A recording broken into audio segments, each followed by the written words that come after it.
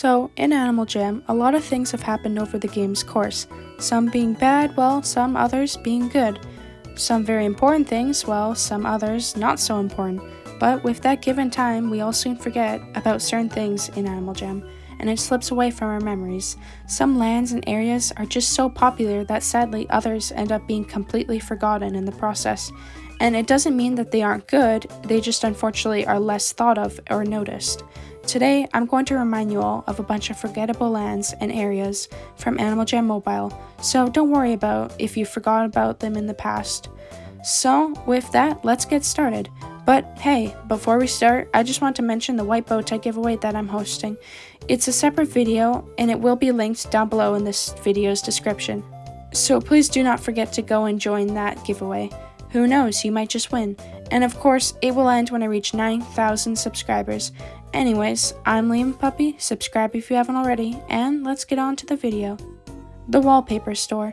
So, the new Wallpaper Store that's called Walls and Floors is new, and it's also forgettable already.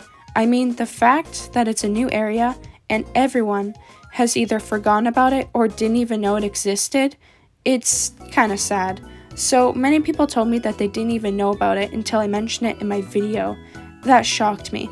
I honestly didn't really know about it until I had to go buy a wallpaper one day, and it wasn't in the regular den shop, so I had to figure out where the new wallpaper store was, and let's just say it was very, very confusing at first.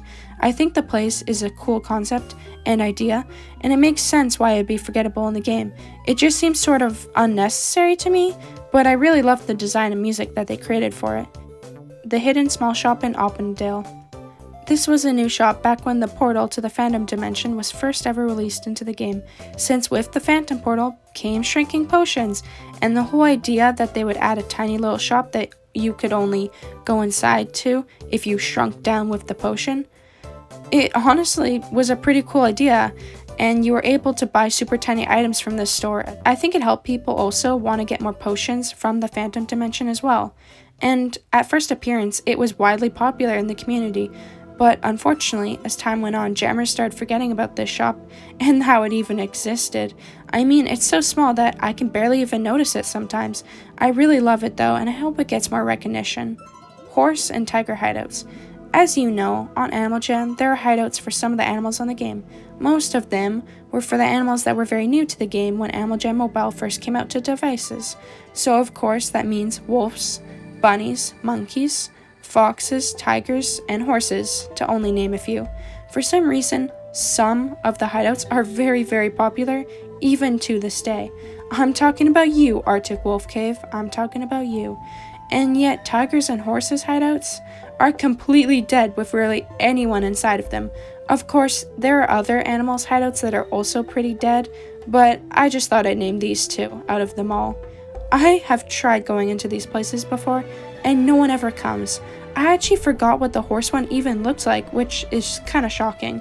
So they ended up being very forgettable in the game. It's sorta sad because I think they are pretty cool areas in the game, and they definitely deserve some more love. The Den Shop in Coral Canyons. This shop, which is the Den Depot, was supposed to be a different way of buying dens on Animal Jam.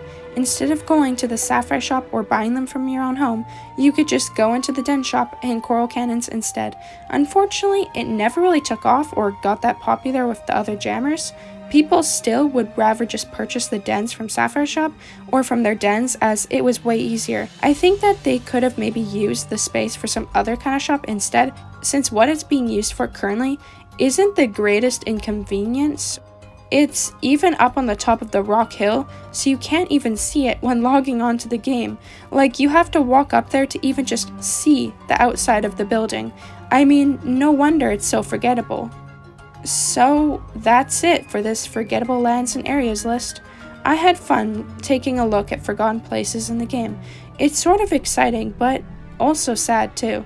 Like, I really want more love and attention for all these areas in Animal Jam, especially some of the hideout areas. I think that Arctic Wolf Cave is just a wee bit too popular, if you guys know what I'm saying. I'm just kidding, but still, some of these places have really gone unlucky.